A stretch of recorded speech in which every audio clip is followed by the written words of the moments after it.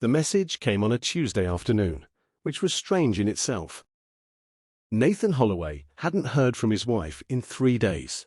Not a call, not a text, not even the passive-aggressive seen receipt she sometimes left on his messages, just to let him know she was alive, but unbothered.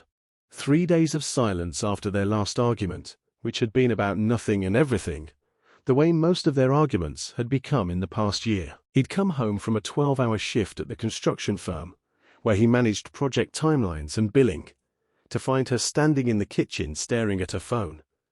And when he'd asked what was for dinner, she'd looked at him like he'd asked her to recite the periodic table in Mandarin. That was how things had been between Nathan and Camille Holloway for the better part of 14 months.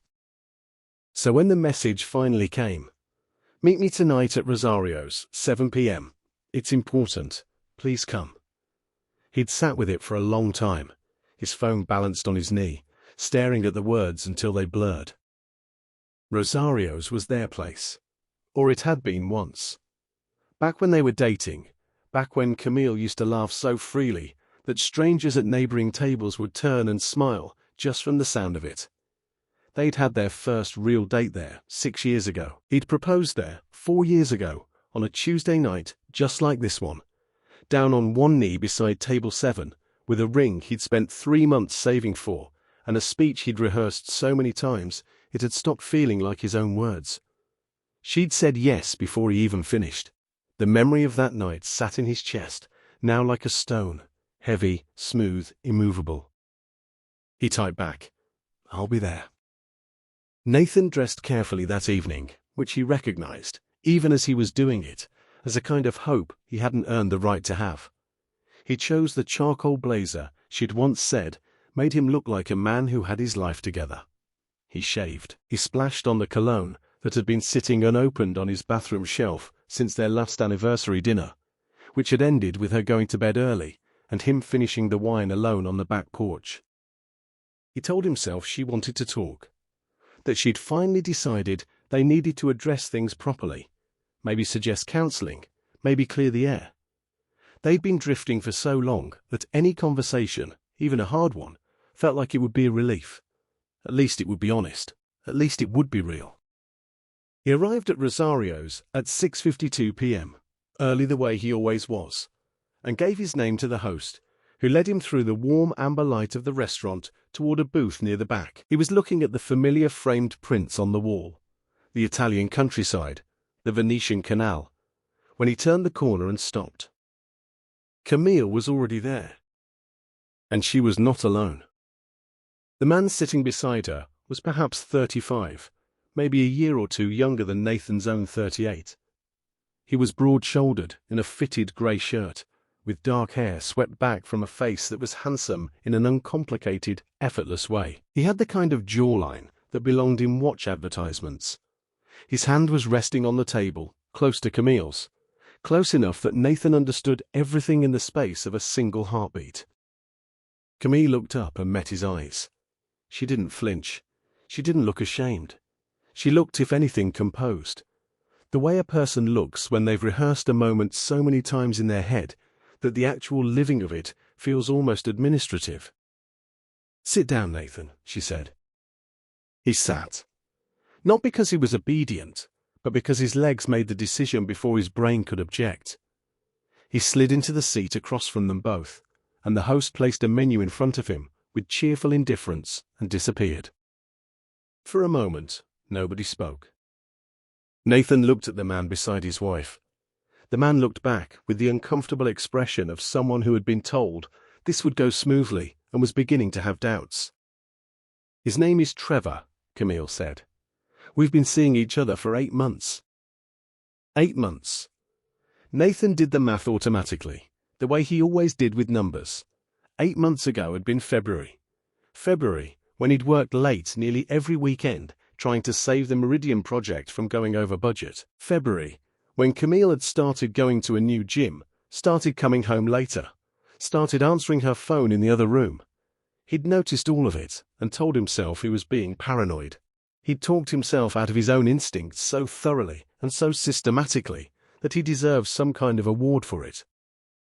"I wanted to be honest with you," Camille continued. Her voice was steady, almost gentle. I'm tired of pretending. We've been unhappy for a long time, Nathan. Both of us. You know that. So this is what honesty looks like, Nathan said. His voice came out quieter than he expected. I'm not trying to be cruel. I wanted to do this face to face. With him here. Because I didn't want there to be any ambiguity. I want you to understand the situation clearly. Trevor shifted in his seat. He had the decency to look uncomfortable at least. Nathan gave him credit for that, briefly, and then stopped. Camille leaned forward slightly. I'm asking you to make a choice. If you want to fight for this marriage, if you think there's something left worth saving, then tell me.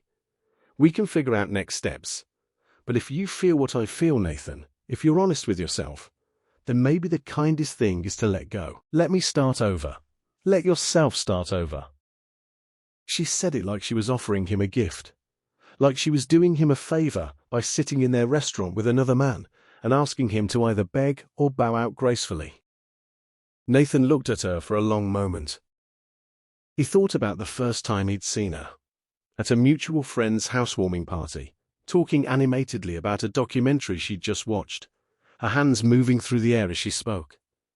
He'd thought she was the most alive person in any room he'd ever been in. He'd spent 45 minutes working up the nerve to introduce himself. He thought about the early years, the cheap apartment with the leaky faucet, the road trips with no real destination, the way she used to steal the blanket and then apologize by making coffee exactly the way he liked it. He thought about the proposal at table 7, 20 feet from where he was sitting right now. He thought about the last 14 months, the silences, the sighs, the growing distance that neither of them had possessed the courage to name directly. He thought about all the times he'd told himself things would get better, all the times he'd swallowed his own unhappiness and called it patience. He thought about the bag he'd brought with him tonight. Not the blazer, not the cologne. The bag under the table. He had not, in fact, come to this dinner without preparation. That was the thing about Nathan Holloway that most people underestimated. He was not a man who operated on pure impulse. He was a project manager. His entire professional life was built around anticipating outcomes, preparing contingencies, making decisions before circumstances forced them. He was the kind of man who packed an umbrella, not because rain was certain, but because the forecast said 30%, and 30% was enough. 2 weeks ago, before the 3-day silence, before the text message, he had made an appointment with a lawyer.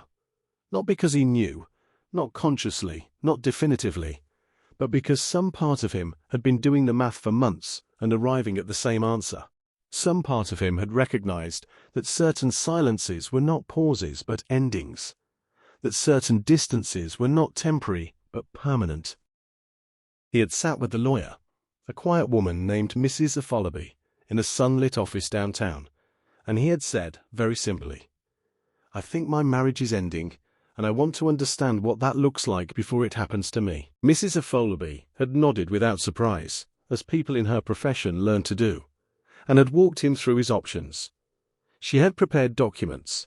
He had taken them home and sat with them for 3 days, reading and rereading each page, and on the 3rd day he had signed where the sticky tabs indicated.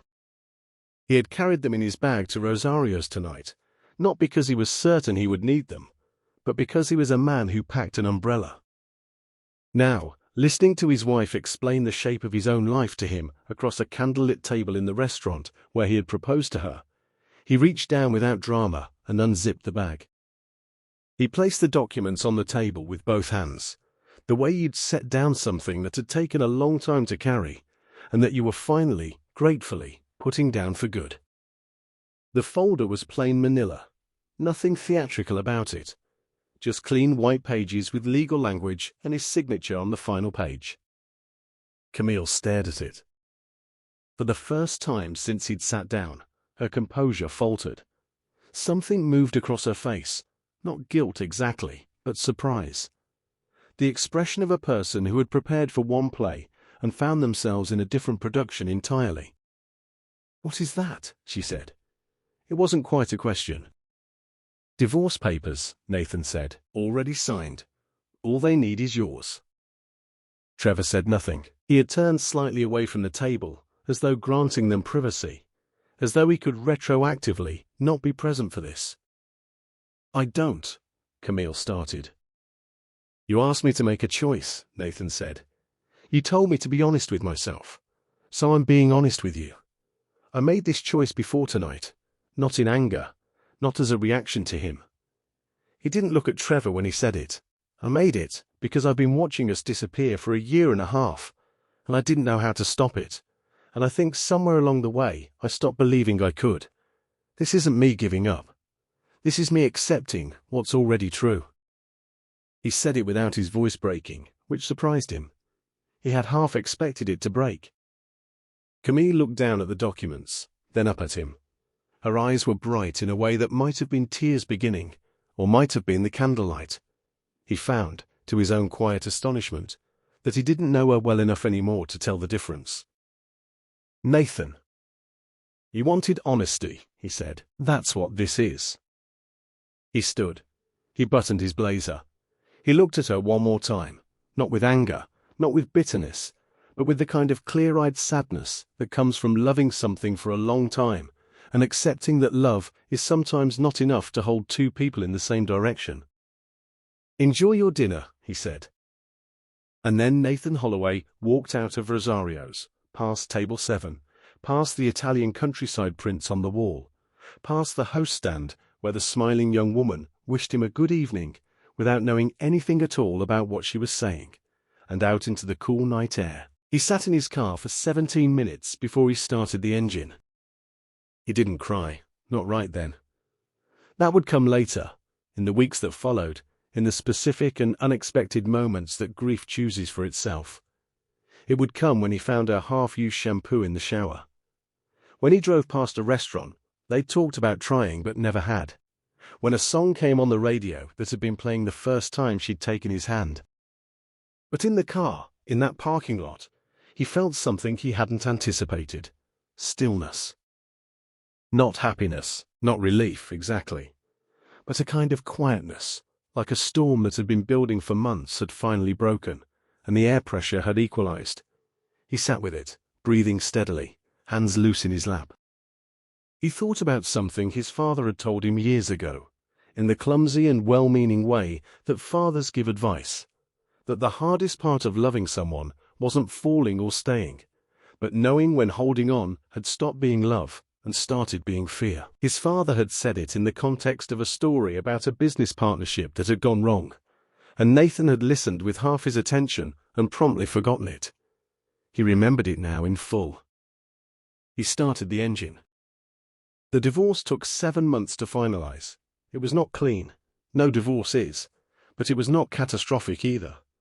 They divided things with the exhausted practicality of two people who had run out of energy for drama. The house went on the market. They split the proceeds. The dog, a 6-year-old beagle named Archie, went with Nathan, which was the one outcome in the entire process that felt unambiguously like justice. Camille moved in with Trevor within 6 weeks of the dinner at Rosario's. Nathan heard this through a mutual friend and found, to his own mild surprise, that it produced nothing sharper in him than a dull ache. He had expected jealousy or rage or some violent resurgence of grief. But instead, there was only that same quiet. The situation had been named. The wound had edges now. Edges, at least, could be measured. He threw himself into work. He took on the overhaul of a large commercial development on the south side of the city that required 60-hour weeks and absolute attention, and he gave both freely grateful to have something that asked everything of him and returned clear and concrete results. Walls went up. Problems were solved. Things that had not existed came into being through effort and persistence. He found comfort in that, in the causality of construction, in the way the work meant exactly what it looked like. He started running in the mornings, which he'd always meant to do and never had.